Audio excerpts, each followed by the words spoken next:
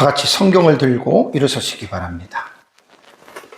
봉독해 드릴 하나님의 말씀은 창세기 35장 16절에서 22절 말씀까지를 제가 봉독해 드리겠습니다. 이것은 하나님의 말씀입니다. 그들이 베델에서 길을 떠나 에브라스에 이르기까지 얼마간 거리를 둔 곳에서 라헬이 해산하게 되어 심히 고생하여 그가 난산할 즈음에 산파가 그에게 이르되 두려워하지 말라. 지금 내가 또 등남하느니라 하매 그가 죽게 되어 그의 혼이 떠나려 할 때에 아들의 이름을 베논이라 불렀으니 그의 아버지는 그를 베냐민이라 불렀더라.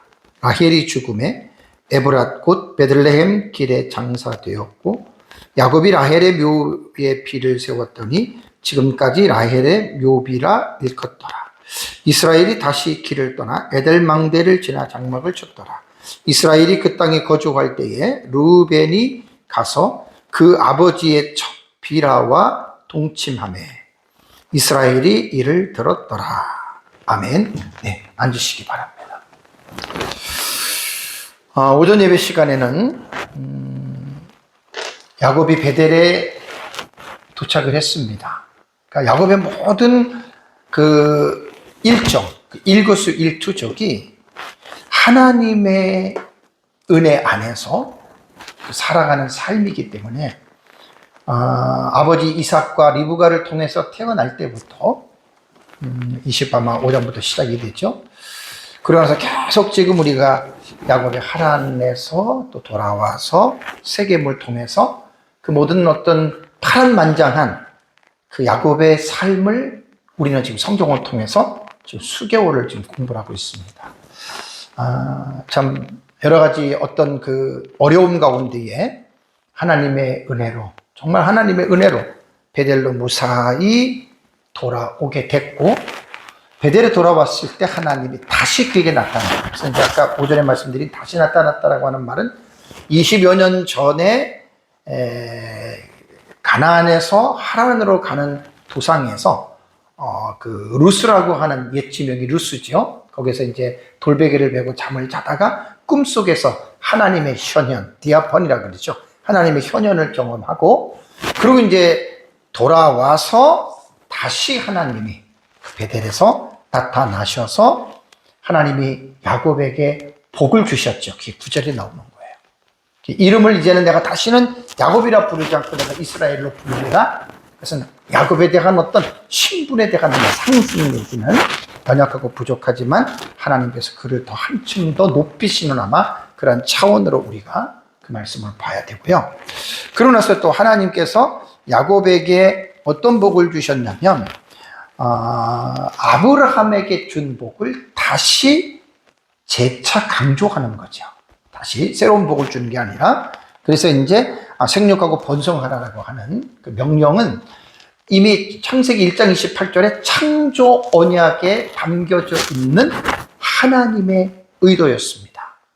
아담과 하와가 범죄하고 난 이후에 그 창조 언약을 하나님이 파기시킨 것이 아니라 창조 언약 속에 담겨져 있는 것을 노아의 홍수를 통해서 노아에게 다시 창조 언약이 계승이 되죠. 그래서 생육하고 번성하고 땅에 충만하라고 하나님이 노아에게 말씀을 하셨고, 그러고 나서 이제 그 언약이 아브라함의 언약에 다시 그 내용이 담깁니다. 번성해서 충만하게.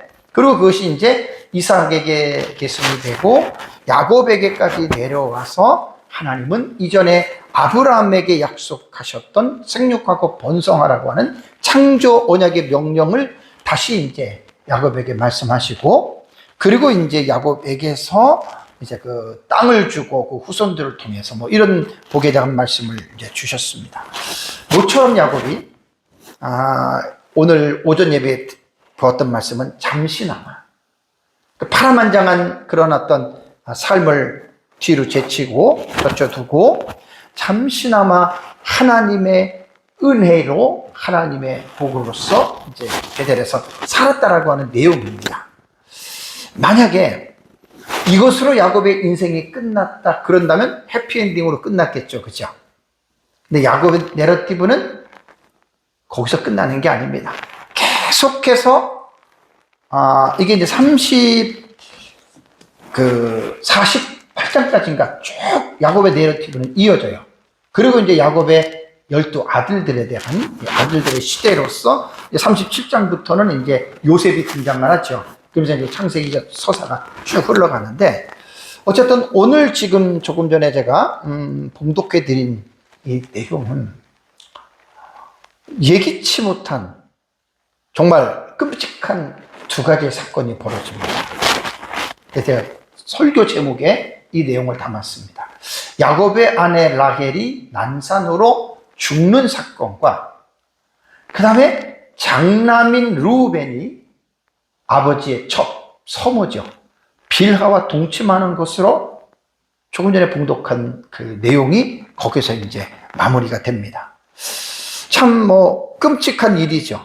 참으로 참담한 일이 아닐 수 없죠. 이번 시간에는 이 부분에 대해서 함께 은혜를 나누려고 합니다. 16절을 보시면 그들이 베델의 길을 떠나 그랬죠. 떠나. 완전히 이제 떠났다는 말입니다. 아주 계속 또 묘하려고 나가기 때문에 베델을 이제 떠났어요. 이제 그곳에서 이제 떠나서 에브라스에 이르기까지라고 말을 하면서 부연 설명하기를 얼마간 거리를 둔 곳에서라고 하는 게 부연 설명을 합니다. 그러나서 어떤 일이 벌어지냐면 라헬이, 야곱이 가장 사랑했던 아내 라헬이 해산을 하게 되는데 심히 고생을 하고 있는 상태다라고 이렇게 말을 합니다. 우선 이제 이 본문을 가지고 제가 구문으로 하면 4가지 정도로 이렇게 분석이 되는데, 자세한 내용보다는 간략하게 말씀을 드리면, 히브리 원문에는 떠났다라는 말이 먼저 구문의 앞에 섭니다. 와이수라고 하는 이제 이 단어로 시작이 됩니다. 그러면 이제 지도를 먼저 볼까요? 야곱의 지금 여정이 하란에서부터 시작해가지고 길르앗 산지 아시죠? 라반과 만나서 꿈의 하나님이 라반에게 말했던 길르앗 산지, 그 다음에 야복강이 이렇게 흐르는데 천사와 씨름을 하고 브누엘, 마하나임 브누엘 이게 바뀌어야 돼요. 지도를 본 사람인데, 그러고 나서 이제 숲곳에 머물렀다가 요단강이 여기 이렇게 흐르죠.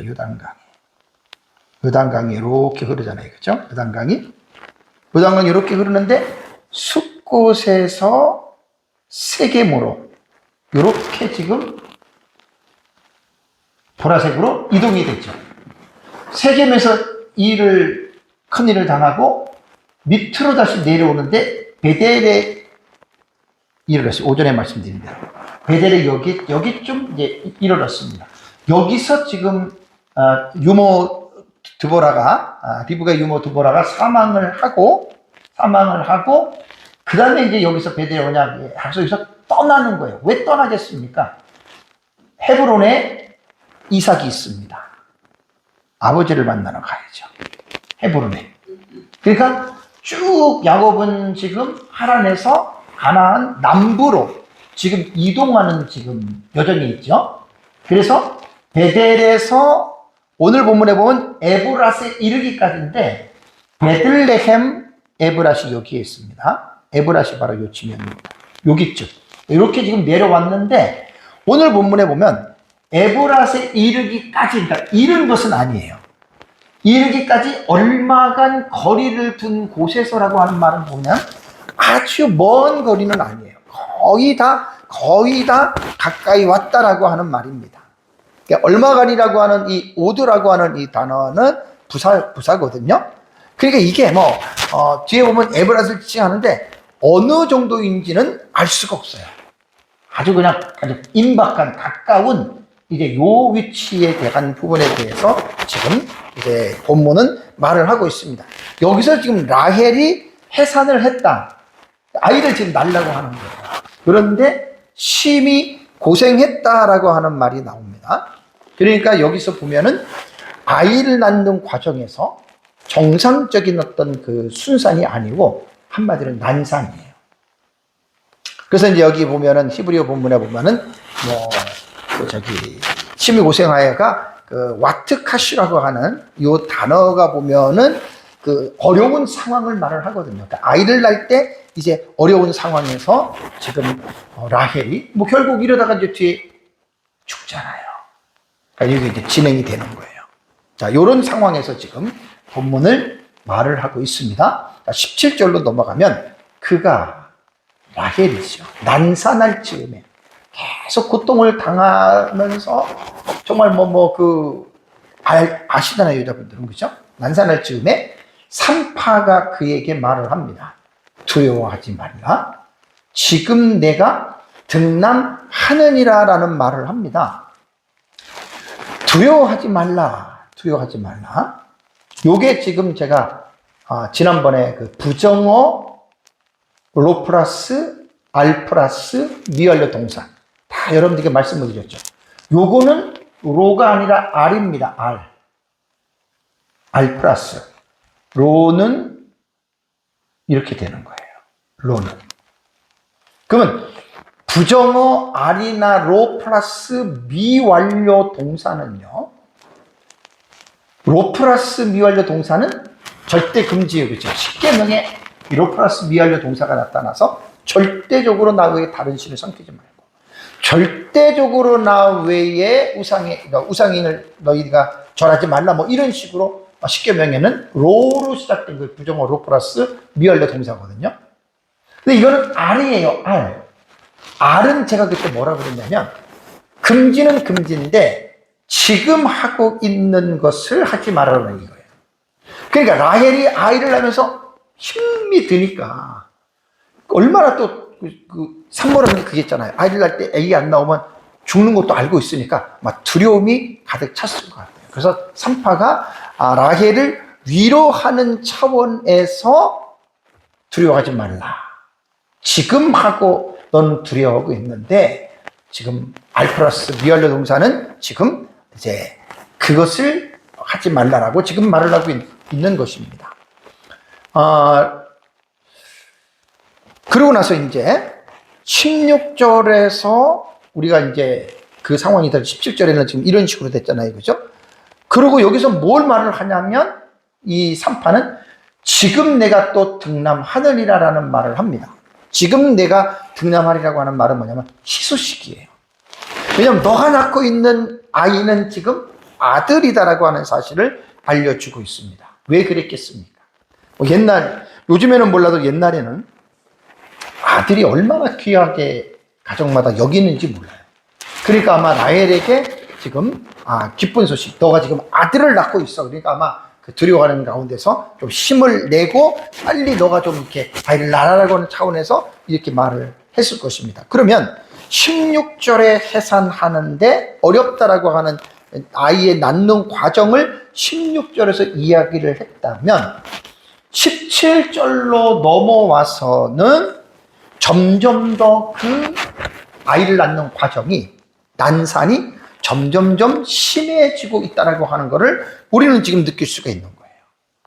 그러고 나서 이제 18절로 넘어가면 안타깝게도 라헬이 영혼이 떠나려고 합니다. 이게 죽는 거란 말이에요. 그러니까 17절은 뭘 말하냐면 그가 난산할 즈음에 라고 두려워하지 말라라고 하는 말은 뭐냐면 곧 뒤에 나오는 18절에 라헬의 죽음을 미리 말해주는 복선의 역할을 합니다. 복선. 다음에 일어난 일을 앞에서 먼저 그걸 갖다 드러내주는 것을 복선이라고 이야기를 하죠. 자, 그러고 나서 이제 18절을 보면은 그가 죽게 돼요. 그러니까 16절, 17절, 18절은 라헬이 계속 난산에 난산을 거듭하다가 결국은 죽게 됩니다. 그러면서 그의 혼이 떠나려고 할 때에, 그러니까 죽음은 영혼과 육체가 분리되는 게 죽음이죠. 근데 지금 떠나진 않았어요. 영혼과 육체가 지금 함께 있는 거예요. 그럼 사람이 사는 거예요. 육체 속에서 영혼이 떠나면 그게 이제 우리가 죽음인데, 떠나려 할 때에, 죽으려고 할 때라는 그런 말입니다. 아들의 이름을 베논이라고 불렀습니다. 베논이 엄마가 아들을 낳으면서 그랬는데 불렀으나 그의 아버지 야곱은 그를 베냐민이라고 불렀습니다. 베노니는, 벤이라고 하는 말은 아들이거든요. 오니는 슬픔. 나의 슬픔의 아들. 나의 슬픔의 아들. 엄마는 그냥 얼마나 그 마음이 잘하겠어요. 그렇게 라헬도 남편의 아이를 그렇게 낳고 싶었는데 요셉 하나 낳고 딱 그만두고, 언니 레아는 벌써 6명이나 낳았잖아요. 얼마나 그래요. 그러니까 슬픔의 아들이라고 줬는데 야곱이 곧바로 베논이라고 하지 말고 베냐민으로 부르라고 했습니다. 히브리어는 빈야민이에요. 아들 벤과 야민은 이제 오른손이라는 뜻이거든요. 그러니까 오른손의 아들이라고 이제 야곱이 이름을 이제 그렇게 불렀습니다. 그러니까 여기에서 이제 우리가 볼 수 있는 게 뭐냐면, 야곱은 마지막 이제 자기의 아들, 12명의 아들 중에 마지막 12번째인데, 이 12번째의 아들에 대해서 슬픔에 대한 어떤 감정보다는 어떤 소망에 대한 아마 그러한 의미를 담고 베냐민이라고 불렀습니다. 제가 그 창세기 앞에 야곱이 결혼을 해서 자식들을 낳는 장면들이 있죠. 그죠? 자식들. 그게 이제 30장이잖아요. 30장. 30장에 요셉까지 11명의 아들을 낳았어요. 그죠? 그때 제가 설교를 할 때 아들 한 사람, 루벤, 레위, 시므온, 유다 해가지고 아들 한 사람 한 사람에 대해서 간략하게 창세기 안에 있는 내용과 구약 성경에 있는 내용과 심지어는 종말론의 서사까지 그 11명의 아들을 가지고 그때 제가 다 말씀을 드렸죠. 그죠? 근데 베냐민에 대해서는 말씀을 안 드렸는데, 베냐민을 마지막 12번째 아들이 낳았으니까 제 설교의 형식을 따라서 베냐민에 대한 내용도 제가 여러분들에게 간략하게 말씀을 하고 제가 넘어가도록 하겠습니다. 자, 우선 베냐민의 출생은 더 이상 제가 말할 필요가 없죠. 지금 그 과정을 말씀을 드렸어요. 라헬의 죽음은 우리에게 슬픔을 안겨줘요. 야곱이야 말할 것도 없지만. 그러나 라헬을 통해서 계획하신 하나님의 섭리가 이루어진 거예요. 왜냐하면 하나님은 라헬을 통해서 요셉과 베냐민을 낳기를 하나님의 작중 속에 있었거든요. 물론 안타깝게 아이를 낳으면서 죽기는 했지만, 그래도 하나님의 섭리가 베냐민을 낳음으로, 라헬이 베냐민을 낳음으로 하나님의 어떤 그 뜻이 이제 이루어졌다라고 하는 데서 우리는 위로를 받을 수가 있습니다. 그리고 이제 창세기 서사에 나타나는 이제 베냐민에 대한 내용은 요셉 이야기 37장 이후에 후반부에 핵심 인물로 또 등장합니다. 베냐민은. 왜 그러냐면 베냐민과 요셉은 배가, 어머니가 라헬이잖아요. 나머지 10명은 또 배가 달라요. 그래서 창세기 42장 4절을 보면은 베냐민은 형제들과 함께 애굽에 야곱이 안 보냅니다. 왜? 곡식을 사러 가야 되잖아요. 그죠? 그러니까 요셉은 거기에 지금 아이러니한 게 애굽의 총리가 되었는데 야곱도 그렇고 형들도 죽은 줄로 알고 있잖아요. 그죠? 그러니까 지금 야곱에게는 자기가 가장 사랑했던 4명의 여자들 중에서 아들을 낳았지만 라헬인데, 요셉을 그렇게 좋아했는데 요셉이 사라졌으니까 베냐민에게 야곱은 지금 집중하고 있는 거예요. 그래서 베냐민을 잊어버리면 자기는 마치 안 되는 것처럼, 막내 아들이지만. 그래서 요셉의 형 10사람이 그랬죠. 애굽에 곡식을 사려고 내려갔으나 누가 빠진 거예요? 요셉의 동생 베냐민이 빠졌어요. 베냐민이 빠졌잖아요. 이렇게 지금 42장에 나타났고요. 또 하나는 43장 9절에 보면은 요셉이 이제 형들이 곡식을 사러 왔어요. 요셉이 누구를 제일 보고 싶어 했을까요? 자기 동생 베냐민. 근데 베냐민이 안 온 거야. 요셉은 베냐민을 보고 싶은데 이 상황을 감을 잡았는지 몰라도 안 데리고 왔잖아요. 그래가지고 이제 여기서 요셉이 하나 트릭을 써요. 그래가지고 이제 은잔을 하나 딱 이제 그 자루에다가 집어넣고 불시에 검문을 해서 너네가 감히 정탐꾼이 돼서 이렇게 해가지고 이제 하나를 볼모로 잡아놓고 반드시 너의 저기 동생 베냐민을 데리고 와라, 이제 그렇게 말을 합니다. 베냐민을 데리고 오지 않으면 너희는 이제 큰일 난다, 이렇게 말을 하죠. 그때 이제 형들이 올라왔어요. 올라와가지고 몇 달 지나서 식량이 떨어집니다. 그때 이제 아들들이 야곱에게, 아버지, 우리가 또 식량을 사러 가야 됩니다. 그런데 그때 그 바로 같은 사람이 자기 동생인지도 모르고 베냐민을 꼭 데리고 와야 된다고 그랬다고. 그러니까 야곱이 안 돼. 니네가 요셉까지 그러더니 이제 베냐민까지 너네가 내게서 떨어뜨리려고 하느냐? 베냐민은 안 돼. 그러다가 이제 식량이 떨어져 가니까 형들이 야곱에게 말을 하죠. 설득을 시키죠. 그때 유다가 내가 그를 위하여 담보가 되오리니 아버지께서 내 손에서 그를 찾으소서. 만일 내가 그를 아버지께 데려다가 아버지 앞에 두지 않으면 내가 영영이 죄를 지으리다라는 말을 합니다. 유다가 이제 여기서 자기가 어떤 희생적인 어떤 그런 모습을 보이고요. 그러고 나서 이제 창세기 44장 18절 34절에도 유다는 베냐민을 대신해서 내가 얘 뭐 종이 되기를 자청하는 마음으로 또 이제 이런 얘기를 하고, 그 다음에 이제 45장으로 넘어가잖아요. 요셉이 형들과 재회를 하는 가운데에 자기 아우 베냐민의 목을 안고 울어요. 베냐민도 요셉의 목을 안고 웁니다. 참 극적인 거죠. 그게 이제 창세기 서사에 나오는 거예요. 그 다음에 이제 창세기 49장 27절에는 제가 11아들한테 다 말씀드렸습니다. 야곱의 축복이죠. 야곱의 축복. 그러니까 죽기 전에 12명의 아들들을 다 축복을 하고, 거기에 이제 므낫세하고 에브라임까지 요셉의 아들인데 손자들까지 자기 아들로 입양을 하잖아요. 그죠? 그리고 이제 그 49장에 나오는데 베냐민을 어떻게 야곱이 얘기를 하냐면, 베냐민은 물어뜯는 일이라 아침에는 빼앗은 것을 먹고 저녁에는 움킨 것을 나누리로다 라고 하는 말입니다. 이것은 나쁜 뜻은 아니에요. 나쁜 뜻은 아니고 호전적인 이미지죠. 그래서 후 문맥을 볼 때 사사기를 보면 베냐민 지파의 전사들이 아주 활을 잘 쏘고 왼손잡이의 용사들이라고 하는 것이 사사기 20장 16절에 나옵니다. 그리고 이 베냐민에서는 사울 왕이 베냐민 지파거든요. 여기서 어떤 군사적인 기질과 연결이 되고요. 그래서 창세기 49장에는 어떤 베냐민 지파의 기질에 대한 예언적인 성격이 강하고, 그 다음에 이제 모세의 축복이 신명기 33장에 나오잖아요. 그죠? 모세가 12지파를 이제 축복을 합니다. 이때 베냐민에 대하여는 일렀으되 여호와의 사랑을 입은 자는, 여호와의 사랑을 입은 자를 얘기를 해요. 그 곁에 안전하게 살리로다. 여호와께서 그를 날이 마치도록 보호하시고 그를 자기 어깨 사이에 있게.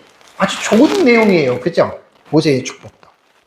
그러니까 야곱의 유언으로 남긴 축복문에서는 거친 이리로 이미지를 상징해서 말을 했지만, 모세의 축복문에는 정반대로 베냐민은 여호와의 품에 안긴 어떤 사랑받는 자로 이렇게 말을 합니다. 특별히 여기 어깨 사이에 있게 한다 그랬죠. 그죠? 여기 어깨 사이가 아마도 어떤 학자들은 성전이 위치한 어떤 산지, 그걸로 이제 해석하는 것이 있습니다. 그래서 베냐민 지파에 대한 부분을 바로 여기가 지금 이제 베냐민 지파잖아요. 여기가. 이렇게 베냐민 지파가 차지를 합니다. 예루살렘은 바로 요 밑에 있고요. 그죠? 네. 세겜이 여기고, 이런 식으로 이제 베냐민이 바로 여기에 차지를 하고 있다. 뭐, 요 부분만 여러분들이 기억하시면 되고요. 그러면서 이제 사사기로 넘어가면은요. 사사기로 넘어가면 사사기 19장과 20장, 21장을 보면 아주 베냐민 역사의 가장 치욕적인 사건이 하나 나와요. 이게 뭐냐면, 기브아에 살았던 사람들이, 기브온, 여기잖아요, 기브온.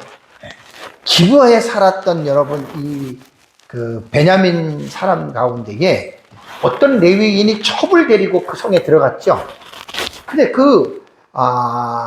기브아 사람들이 그 첩을 윤곽을 합니다. 여러 명이 그 여자를 아주 성폭행을 해요. 그래서 결국 그 여자가 죽잖아요. 그죠? 그러면서 이제 레위의 지파에 있는 그 사람이 그 동족에게 행한 걸 보고 그 여자를 12조각을 내서 각 지파에다가 보내고, 그러면서 결국 이제 베냐민 지파는 그 잘못을 시인하지 않고 거기서 있다가 야곱의 아들들끼리 여기서 싸움이 일어납니다. 결과적으로 베냐민 지파는 600명의 생존자만 남고 거의 전멸해요. 근데 이스라엘 총회는 베냐민 지파의 존속을 위해서 야베스 길르앗과 실로에서 신부를 조달해서 그들의 또 생명을 이제 연명해 갈 수 있도록 사사기 21장에 나옵니다. 그런 식으로 아주 불행한 역사고, 그 다음에 이제 사무엘상 9장 1절과 2절에 보면은 이스라엘 초대왕이 사울이죠. 베냐민 지파 기스의 아들로 나옵니다. 그래서 이제 사울이 사무엘상 9장 21절을 보면 사울이 자신을 이렇게 말을 해요. 나는 이스라엘 지파의 가장 작은 지파 베냐민 사람이 아니니까, 이렇게 말을 합니다. 그런 어떤 동족 간의 어떤 그러한 싸움을 통해서 그렇게 되고, 그 다음에 이제 에스더서 2장 5절을 보면 도성수산에 한 유다인이 있으니 모르드게 있죠. 모르드게가 베냐민 자손입니다. 그 다음에 사도 바울도 로마서 11장 1절에 나도 이스라엘인이요 아브라함의 씨에서 난 자요 베냐민 지파라. 사도 바울도 나는 8일 만에 할례를 받고 이스라엘 족속이요 베냐민 지파요라고 하는 이제 이 베냐민 지파에 대해서 나오고, 요한계시록 이제 7장을 보면은 이스라엘의 12지파가 나오죠. 그죠? 여기 또 베냐민 지파가 이제 등장을 합니다. 어쨌든 그냥 베냐민은 이런 식으로 우리가 대략적인 지식을 여러분 우리가 이제 가지고 있으면 되고, 자, 그러고 나서 이제 19절에 라헬이 죽습니다. 에브랏 곧 베들레헴 길, 아까 지도 보셨죠? 거기에서 장사되었다라고 하는 말입니다. 17절에 보면은 산파가 라헬에게 두려워하지 말라고 그랬잖아요. 그렇죠? 어쨌든 생명을 살리고 아이도 낳고 그러려고 했지만 안타깝게도 산파의 그 선한 의도가 무산이 되죠. 무용화가 되는 거예요. 산파는 나름대로 자기 자신의 일을 했지만 라헬은 거기서 죽게 되고 라헬은 거기에서 이제 장사가 됐다. 이게 장사되었고라고 하는 말이 와띠에 카바르라고 하는 원형이거든요. 이게 밥은 니팔이에요. 니팔. 니팔은 항상 두 가지 해석이 가능하다 그랬죠. 수동태와 중간태의 해석이 가능한데 문맥을 통해서 결정을 합니다. 어떤 경우에는 수동태의 해석도 맞을 수도 있고 능동태의 해석도 맞을 수가 있습니다. 제가 창세기를 주의해 오면서 몇 군데 제가 이 부분을 말한 적이 있어요. 그렇죠? 이거는 수동태로 해석해도 의미가 있고 중간태로 해석을 해도 이거는 틀리지 않는다라고 말을 했고, 이 부분에서는 수동태로 해석하는 게 좋습니다. 수동태. 그리고 왜냐하면 본문은 장사를 행한 주체가 라헬이 아니잖아요. 그죠? 장사를 행한 어떤 그 대상이 라헬이잖아요. 그죠? 그러니까 본문은 야곱이 어떤 장사를 했다라고 행위 자체보다도 라헬이 하나님의 섭리 가운데에 매장되어 그의 생애가 마무리되었다. 그러니까 라헬이 자기가 장사를 할 수 없잖아요. 그죠? 다른 사람에 의해서 됐으니까. 이거는 어쨌든 타인에 의해서 장사가 되었다라고 하는 어떤 객관적인 서술로 하는 문법적 기능으로 볼 때는 우리는 이것은 수동태로 보는 것이 옳다라고 이 본문은 그렇게 해석을 하면 됩니다. 사실 창세기에서 매장은 단순한 어떤 장례로만 볼 수 없는 게, 언약의 백성이 죽게 되면 세상 사람들이야 죽으면 끝이라고 이야기를 하지만 구약시대나 신약시대나 마찬가지입니다. 하나님의 백성들이 죽는다라고 하는 것은 뭐냐면 안식으로 들어가는 거예요. 안식으로 들어가는 이제 그러한 삶으로 보기 때문에 어쨌든 라헬의 죽음을 니팔태인 수동태로 보는 것은 라헬의 인생이 하나님의 섭리 가운데 이제 완결되었다. 이렇게 우리가 보는 것이 가장 이제 올바르고요. 그러고 나서 이제 그 매장지는 어디냐? 베들레헴 길, 아까 그쪽 부근에서 이제 매장을 하고, 그러고 나서 이제 20절을 보면은 라헬의 남편인 야곱이 라헬의 묘에 비를 세웠습니다. 지금까지 라겔의 룹이라, 지금까지라고 하는 말은 뭐냐면 모세 시대의 이 창세기를 기록할 때 그때까지예요. 그러니까 한 야곱이 3800년 정도니까, 주전 1800년이니까 한 400년 정도가 지나서도 지금까지의 모세가 창세기를 기록할 때 그때까지도 이제 계속해서 그게 라헬의 욥이라고 이제 그런 말들이 이제 내려왔습니다. 야곱이 우리가 이제 20년 전에 베델에 있을 때 야곱이 한 행동이 뭐예요? 꿈을 깨고 일어나서 그 돌베개를 갖다가 기념돌로 세우고 거기서 기둥을 세웠죠. 그죠?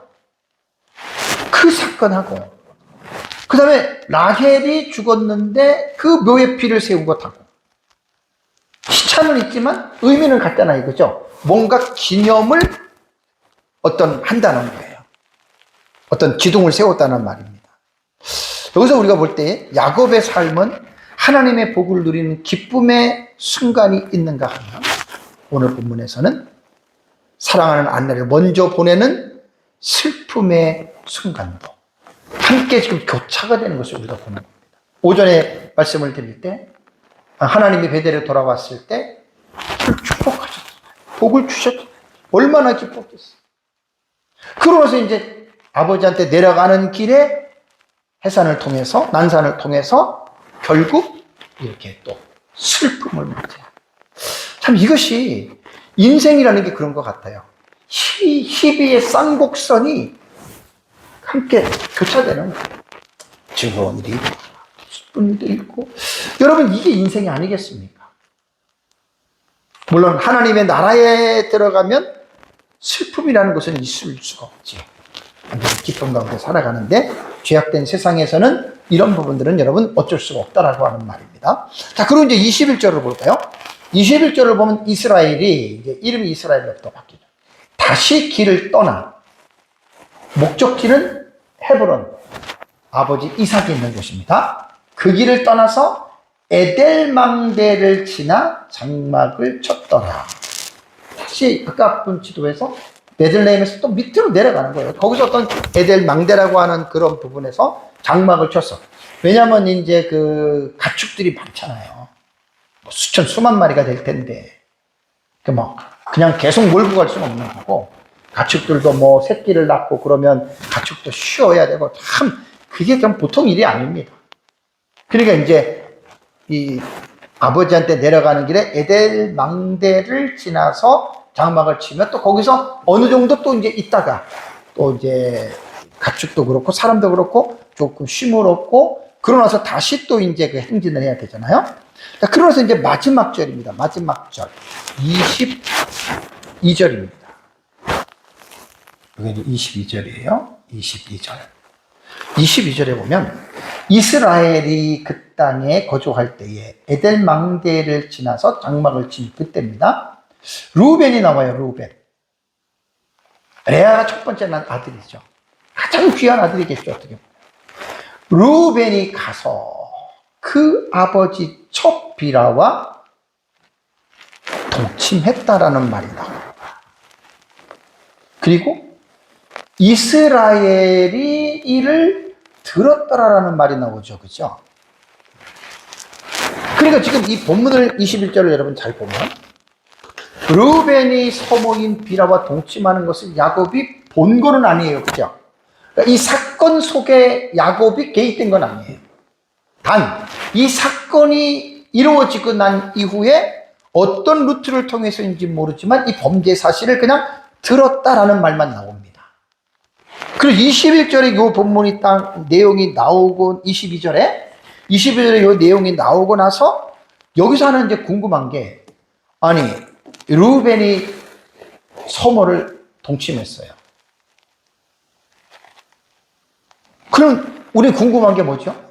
야곱의 반응이 어땠을까? 우리 그런 이제 추측을 해볼 수 있잖아요. 야곱이 어떤 생각을 갖고 어떻게 대했을까라고 하는 것이 있는데 성경을 아무리 봐도 야곱의 어떤 이 반응이 전혀 안 나와요. 그냥 이렇게 그냥 어떤 나레이션의 해설로 그냥 딱 끝나고 맙니다. 이걸 가지고 야곱이 막 대노해서 막 화가 나서 뭐 죽이느니 살리느니 막 이런 얘기 전혀 안 나오고 그냥 나레이션의 해설로 딱 하고 그냥 딱 묻혀버립니다. 설교라고 하는 것은 성경이라고 하는 것은 화용론으로서 본문에는 나오지 않지만 성경 전체를 통해서 이걸 어떻게 봐야 되느냐 이런 것들은 우리가 참 해석하기가 참 힘들어요. 그래서 특별한 게 없으면 그냥 손을 안 대는 게 가장 좋습니다. 야곱이 대응한 거는 어디에도 안 나와요. 그런데 창세기 49장 4절을 보면은요, 창세기 49장 3, 4절을 보면 이때 이제 붙여버렸던 이 사건이 야곱의 마지막 12아들들을 축복할 때 이때 툭 튀어나옵니다. 그 사이에는 아무것도 안 나와요. 여기 보면은 잠깐만요. 49장 3절을 루벤이에요. 루벤. 어쩐지 내가 이상하다 해서 루벤아 이렇게 됩니다. 루벤아 너는 내 장자요 내 능력이요 내 기력의 시작이라. 야곱이 하는 말이에요. 지금 루벤한테 위풍이 월등하고 권능이 탁월하다마는 물에 끓는 같이 너는 탁월하지 못하다. 이게 지금 되게 중요한 거예요.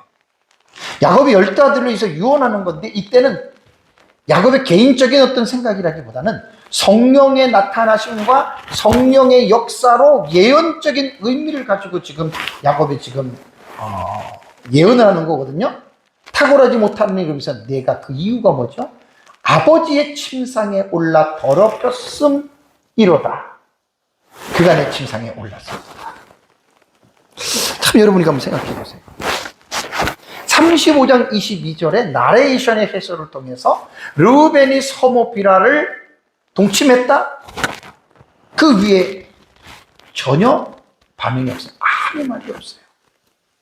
그러다가 야곱의 49장이 이제 죽기 전에 이 부분을 가지고 49장에 지금 처음 등장한다는 말입니다. 개혁신학자들은 이 사건을 단순한 간음보다는 훨씬 더 중대한 범죄로 규정을 합니다. 왜냐하면 아버지잖아요, 야곱이. 그리고 빌하는 아버지의 첩이었지만 어머니의 레벨에 있는 거잖아요. 그래서 르우벤의 범죄는 아버지의 침상을 범하는 행위로서 인간관계의 가장 근본적인 질서인 가정의 신성함을 파괴하는 죄라고 개혁신학자들은 다 이렇게 해석들을 합니다. 모든 사람은 전적으로 타락한 죄인이죠. 그래서 우리가 여기서 궁금하게 생각할 것은 뭐냐면 야곱의 지금 가정이잖아요. 야곱의 가정은 일반 가정하고 다른 입이 근본이 다르잖아요. 언약의 가문입니다. 근데 언약의 가문임인데 어떻게 이런 죄의 악이 뿌리 깊이 내려갈 수가 있을까요? 메투엘리는 이 사건을 기록한 것 중에 가장 추악한 악행의 사례 중에 하나다. 이렇게 해석을 했습니다. 그러니까 보통 사건이 아니에요, 지금 이게. 아버지의 첩이란 말이에요. 가장 악한 사례 중에 하나다. 그러면서 이제 후문맥으로 넘어가면 역대상을 보면은 역대기 저자를 통해서 하나님께서 이 사건이 어떤 정말로 그 중요함에 대해서 언급을 합니다. 역대상 5장 1절을 보면은 이스라엘의 장자 루벤의 아들들은 이러하니라. 그러면서 가로로 처리를 해요. 루벤은 장자라도 그의 아버지의 침상을 더럽혔으므로. 그러니까 참 여러분 무섭기도 하고 중요하기도 해요. 우리가 어떤 행동에 대해서는 없어지질 않아요. 제가 늘 여러분들한테 하나님의 절대 주권을 강조하면서도 인간의 책임을 제가 절대 주권만큼 강조하잖아요. 그렇죠? 왜냐하면 하나님이 사람을 만드실 때 책임적인 존재로 만들었어요. 그거는 범죄 이전이나 범죄 이후나 지금이나 똑같아요. 하나님은 사람을 로봇과 같은 존재로 만든 것이 아니라 책임적인 존재로 만들었다. 인간이 스스로 알고 판단하고 의지를 결정할 수 있는 자유의지라 그러죠. 우리에게 충고해요. 모든 사람에게 범죄 전이나 범죄 후나. 그렇기 때문에 우리는 뭘 조심해야 되냐면 행동을 삼가 조심해야 됩니다. 모든 행동에 있어서. 르우벤이 이렇게 일을 저질러 놓고 다시 물릴 수가 있을까요? 안 됩니다. 아버지 침상을 더럽혔기 때문에 장자의 명분이 빼앗긴 거예요. 이스라엘의 아들 요셉의 자손에게로 돌아가서 족보의 장자의 명분대로 기록되지 못하였느니라. 자, 그래요. 죄는 순간입니다. 아주 달콤합니다. 근데 그 죄에 대한 결과는 얼마나 쓴지 몰라요. 12아들 중에 르우벤은 아브라함의 언약을 이어가는 정말로 어떻게 보면 영광스러운 포지션이죠. 그렇죠? 영광스러운 포지션이란 말이에요. 이런 일이 없었다면 당연히 르우벤을 통해서 아브라함, 이삭, 야곱, 르우벤 이렇게 내려갔겠죠. 근데 성경은 이 부분을 정확하게 객관적으로 이 부분이 잘못됐음을 우리에게 지적합니다. 물론 성경을 보면은 장자에 대한 권리가 꼭 첫 번째 아들에게만 내려가는 게 아니죠. 이스마엘과 이삭을 보십시오. 이스마엘이 정이지만 이삭에게로 장자가 내려가잖아요. 그렇죠? 그거는 어머니의 라인을 중시하는 거예요. 에서와 야곱은 한 어머니 한 아버지 밑에서 태어난 쌍둥이잖아요. 에서가 형이지만 장자권은 동생 야곱에게로 내려갔죠. 야곱의 12아들 가운데에 므낫세가 죄를 지면 당연히 시므온이나 레위, 유다 이렇게 내려와야 되잖아요. 그렇죠? 근데 네 번째 아들인 유다에게 내려가고요. 그 다음에 장자에 대한 또 하나의 축복이 누구한테 내려가냐면 11번째 아들인 요셉에게로 내려가서 요셉의 두 아들인 므낫세와 에브라임에게 또 장자의 축복의 그 권한이 주어집니다. 이런 걸로 보면 하나님의 언약은요, 인간의 자연적인 자격이나 서열에 근거하지 않고 이것 또한 우리는 하나님의 은혜에 근거한 것으로 여러분 우리는 봐야 됩니다. 그러니까 모든 것들이 다 이렇게 정해진 대로 되는 것은 아니에요.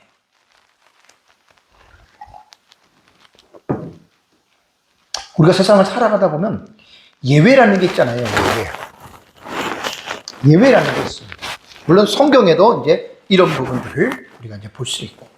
그래서 성경을 쭉 지금까지 우리가 살펴보면서 하나님의 작정, 그리고 하나님의 예정, 그리고 하나님의 섭리, 아주 중요한 신학적 용어들입니다. 전에 제가 이 부분 설교를 좀 몇 번 했죠, 그렇죠? 그래서 어쨌든 우리는 하나님의 어떤 절대적인 주권 하에서 일어나는 하나님의 섭리라고 하는 이 사실을 여러분 분명하게 여러분 우리는 이해를 하면서 살아야 됩니다. 사랑하는 성도 여러분, 야곱은 모처럼 고향으로 돌아왔습니다. 아버지한테 돌아가기 전에 자기가 베델에서 정말 하나님을 만났던 그 복된 장소로 내려왔습니다. 그래서 하나님께서 야곱에게 복을 주시고 하나님 주신 복을 잠시나마 향유하는 그런 복된 시간을 누리고 있었습니다. 근데 야곱에게는 예기치 못한 두 가지의 지금 사건이 지금 벌어진 거예요. 4명의 여인 가운데에 야곱이 가장 사랑했던 여인이 라헬이잖아요. 라헬이 뭐 죽을 나이는 아닌데 마지막 아들인 12번째 아들 베냐민을 낳다가 난산으로 인해서 노상에서 그냥 안타깝게 라헬이 죽게 됩니다.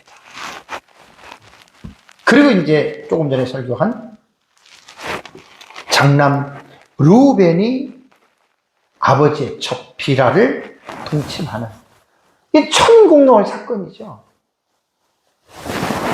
하늘과 사람이 공분을 일으키는 거예요.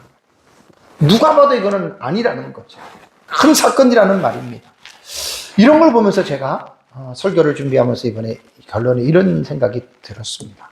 인생이라고 하는 것은 한치 앞을 내다볼 수도 없고 또 예측도 못해요. 그냥 안개에 휩싸여서 살아가는 것 같아요. 밥 저녁 잘 먹고 잠자리에 들어서 그냥 가는 사람도 있고, 그죠? 또 어디 가다가 운전 사고 나서 또 그런, 그거는 우리의 사는 일상의 삶이라는 게 원래 그렇습니다. 그러면 하나님의 언약의 자녀인 족장의 가문, 야곱의 가문을 말하는 거예요. 일반 사람들의 가문이 아니라. 그러니까 언약의 가문의 가정이라 할지라도 세상하고 별다를 바가 없어요. 물론 하나님과의 어떤 신앙적이고 종교적인 면에서 그것은 세상하고 다르지만, 세상에 살아가고 있는 삶의 모습, 특히 불행이라던가 이런 것들을 보면 하나님의 언약의 가정이라고 해서 그런 불미스러운 일들이 일어나지 않는다는 법은 없잖아요. 계속 우리가 지금 야곱의 가문들을 통해서 쭉 보십시오. 37장 가면 이제 유다가 며느리하고의 자기가 원해서 한 게 아니에요. 어쨌든 그렇게 해가지고 또 자식을 낳잖아요. 그리고 이제 이스라엘 백성들 12아들을 통해서 이루어지는 일들을 한번 구약 성경을 통해서 이렇게 봐보세요. 불행한 일들도 많고 안타까운 일들도 많고, 그래서 언약의 자손이라고 해서 하나님의 택자라고 해서 우리가 세상 사람들이 겪는 불행을 전혀 우리는 겪지 않는다, 그렇게 자신 있게 말할 수가 없습니다. 다윗을 봐도 그렇고 솔로몬을 봐도 그렇고 오늘날 우리 그리스도인들 가운데 목회자들도 그렇고 성도들도 그렇고 이거는 똑같은 일이에요. 그래서 마지막 내가 설교의 이 결론 부분을 이제 요 부분을 가지고 제가 지금 이제 이 사건을 한번 제가 정리를 하려고 하는 거예요. 자, 먼저 언약의 가정이가 저 사람 구원받았다. 그럼 우리는 어떤 생각을 해요? 야, 정말 도덕적으로도 막 무음하고 깨끗하고 어떤 그러한 완전한 사람이기 때문에 하나님께서 저 사람을 저렇게 선택하지 않았을까라는 생각을 혹시 우리 가질 수가 있죠, 그죠? 그건 아닙니다. 계속 아브라함의 언약을 가지고 지금까지 제가 여러 번 설교 가운데 말씀을 드린 것은, 하나님이 아브라함과 이삭과 야곱과 이 언약의 백성들을 선택할 때는 그들이 도덕적으로 무음하고 완전했기 때문에 그들의 행위를 보고 하나님께서 그들을 선택한 것이 아니다라는 사실을 꼭 여러분들이 기억하시기 바랍니다. 하나님의 선택은 로마서도 말씀드렸고, 그때 야곱에 대한 내러티브에서 리브가의 태 속에서 쌍태아가 임신을 했잖아요, 그죠? 쌍둥이가. 그래가지고 리브가가 기도했더니 큰 자가 작은 자를 섬기고 이런 얘기를 했잖아요, 그죠? 그 부분을 제가 설교할 때 로마서의 바울의 말을 가서 로마서에서 제가 말씀드린 게 뭐였죠?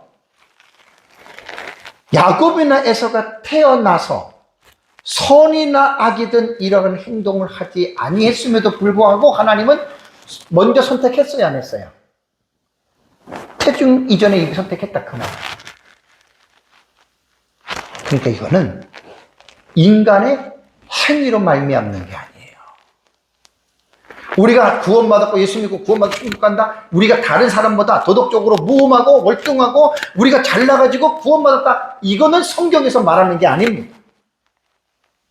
태어나서 선과 악을 행하기도 전에 하나님이 먼저 창세전에 우리를 선택했다, 이게 성경이 말을 하는 중요한 원점이 되는 거예요. 원점을 보지 못하고 원점에서 퍼져나가는 다음의 사건을 보면 반드시 잘못 사람들이 해석할 수밖에 없습니다. 알미니안주의와 칼빈주의에서 선택과 여정에서 서로가 격돌하죠. 저는 칼빈주의 쪽을 택하기 때문에 알미니안 쪽을 하는 사람 참 안타까워요. 그렇지만 뭐 어쩔 수 없죠. 그 사람들은 또 나름대로 그렇게 얘기를 합니다.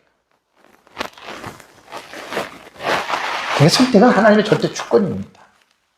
그리고 언약 가문에서 일어나는 이 불미스러운 일들로 인해서 하나님의 나라의 일이 멈추거나 변경되지 않는다.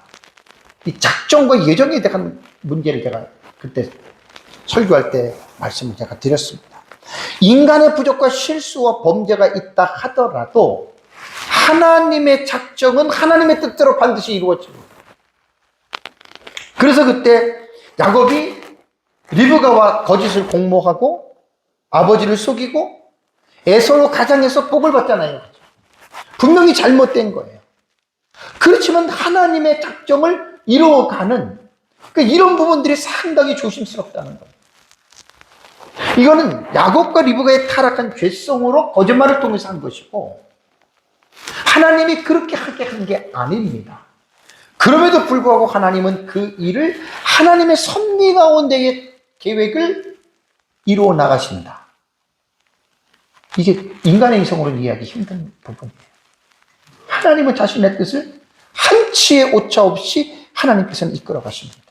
신약시대 우리는 어떻습니까? 우리가 예수 그리스도를 믿고 구원받은 우리가 구원받지 못한 사람들보다 우리가 도덕적으로 무음하고 완전하기 때문에 우리가 구원을 받았습니까? 아니죠. 에베소서 1장 4절과 5절을 보면 우리가 이 세상에 태어나기 이전에 하나님은 창세 전에 우리를 그리스도 안에서 하나님께서 우리를 선택했다라고 말했습니다. 그리고 우리가 오해해서는 안 될 것이 또 말씀드리면 인간의 자기의, 자기 공로 아닙니다. 로마서 제가 7장에 대해서 지난주 금요일날 여러분들에게 잠깐 말씀을 나눈 것 중에서 로마서 7장에 보면은 바울의 고백이 모든 사람 속에는 선을 행하기를 원하는 원함은 있지만 원치 아니하는 악을 행하고 있다. 바울의 혼자의 어떤 경험보다는 모든 사람들의 공통적인 경험입니다. 이 사도 바울의 고백뿐이겠습니다. 우리는 어떻습니까? 선을 행하기를 원하고 있지만 그렇다고 계속 우리가 모든 것을 선을 행하느냐? 그렇지 않아요. 원치 아니한 악도 우리는 함께 행하고 있습니다. 우리 예수 믿고 구원을 받았다면 하나님의 말씀을 통해서 나라고 하는 인간의 존재가 어떻게 형성이 되었는지를 반드시 성경을 통해서 여러분들이 알아야 되는데, 특별히 로마서 7장 15절부터 8장까지 연결되는 부분은 인간의 본성을 가장 아주 그냥 디테일하면서도 가장 어떤 그 정확하게 그 사도 바울의 고백을 통해서 인간이 어떠한 존재인지를 분명하게 예증하고 있습니다. 로마서 7장 21절과 23절을 보면 바울이 이런 고백을 하죠. 내 속사람으로는이라는 속사람을 말을 합니다. 자기 속사람은 하나님의 법을 즐거워하되 그러한 사람이 있고, 또 자기 지체 속에서 한 다른 법이 또 있어요. 한 다른 법. 그럼 이 한 다른 법과 속사람이 어떻게 싸워요? 그리고 내 지체 속에 있는 죄의 법으로 나를 사로잡아 오는 것을 보는 도다라고 말을 합니다. 우리 구원받은 사람들이 구원받았다고 끝난 게 아니에요. 나 예수 믿고 구원받았으니까 난 천국 가. 그걸로 끝나는 게 절대로 아니거든요. 구원받았으면 구원받은 자들 속에서 속사람과 내 지체 속에서 다른 법이 싸우는 거예요. 이것을 가장 리얼리티하게 묘사한 부분이 갈라디아서 5장 16절에서 17절. 너희는 성령을 따라서 살아가라. 육체의 소욕과 성령의 소욕은 이 둘이 서로 대적하여 서로가 원하는 것을 하지 못하게 한다. 갈라디아서 5장 16절 17절이 아주 리얼리티하게 그것을 우리에게 말하고 있어요. 그러니까 우리는 뭐냐면 구원을 받았다고 끝난 것이 아니라 구원받은 우리에게도 마음으로는 하나님의 법을 즐거워하지만 내 속에 죄가 또 거하기 때문에 이 두 가지가 계속해서 파이팅의 관계가 있는 거예요. 싸움의 관계가 있는 거예요. 그렇기 때문에 구원받은 우리들은 이 사실을 내 마음속에서 일어나는 이러한 말할 수 없는 하루에도 5만 가지 생각이 우리 마음에 든다 그러잖아요. 그죠? 그리고 그것이 서로가 갈등을 하고 대적을 하는 거예요. 육체의 소리과 성령의 소리. 대적을 해서 서로가 원하는 것을 하지 못하도록 우리를 끌고 가는데, 그럼 누가 이렇게 끌고 가느냐?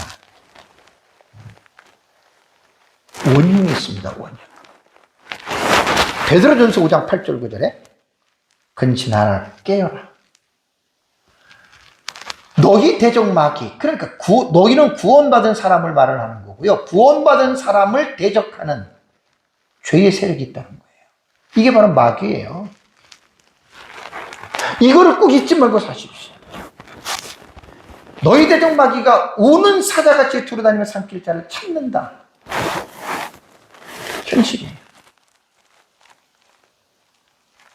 옛날이나 지금이나 마찬가지고 앞으로도 마찬가지.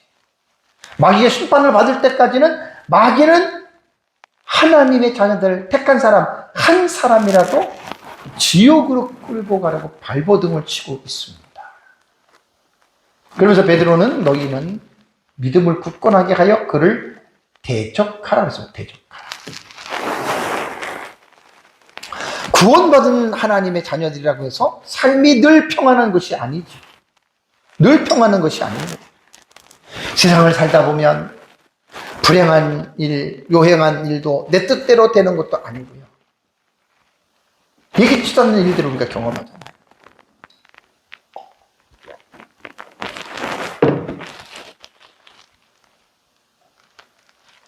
그리고 이 원리를 우리는 잊어버리면 안 돼요. 바울의 고백, 베드로의 권면, 우리들의 삶 속에 사실 겁니다. 자, 루벤으로 한번 돌아가 볼까요? 루벤이 소모와 동침했어요. 그냥 갑자기 동침했을까요? 이런 원리들이 구약시대의 성도들도 사람들도 이런 원리 가운데서 사는 거예요.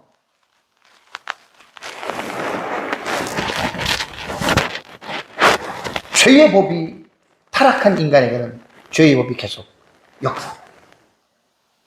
그리고 이 신약시대의 베드로의 사도의 이 권면으로 루벤을 조명을 한다면 루벤이 근신하여 깨어있지 못했던 거죠.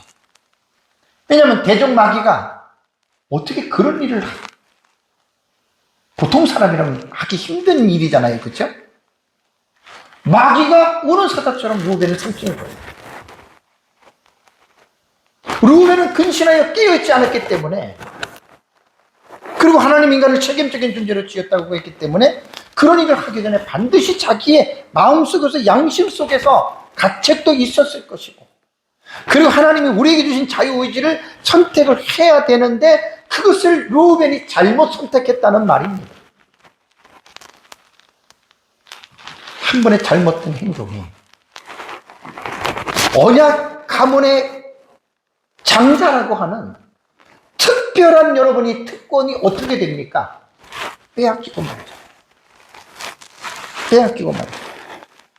그래서 결론은 뭐냐면 구원받은 자들인 우리들도 우리들의 삶이 늘 평안한 것이 아니에요. 불미스러운 일들이 일어나요.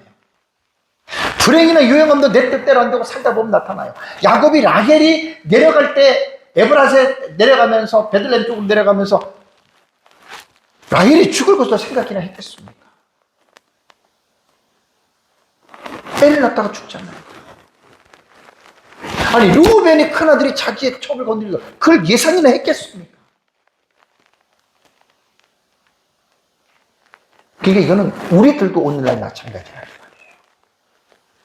그러나 어떠한 일을 당하더라도 결론은 그렇습니다. 내가 잘못했던 하나님의 섭리 가운데 안 좋은 일이 내게 닥쳤다 하더라도 우리는 그것으로 인생이 끝나거나 하나님의 계획이 멈춰지는 게 아닙니다.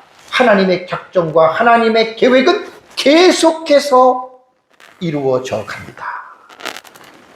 때로는 살다가 조금 낙심해서 우리가 넘어지고 우리가 잘못했다 하더라도 우리는 하나님 앞에 회개하고 툭툭 털고 일어서야 됩니다. 그리고 하나님만 바라보고 하나님을 의지하면서 하나님 나라의 그 계획이 우리를 통해서 이루어지는 그 삶을 향하여 담대하게 지난 것은 잊어버리고 새롭게 여러분 우리는 하나님을 바라보면서 살아가야 됩니다.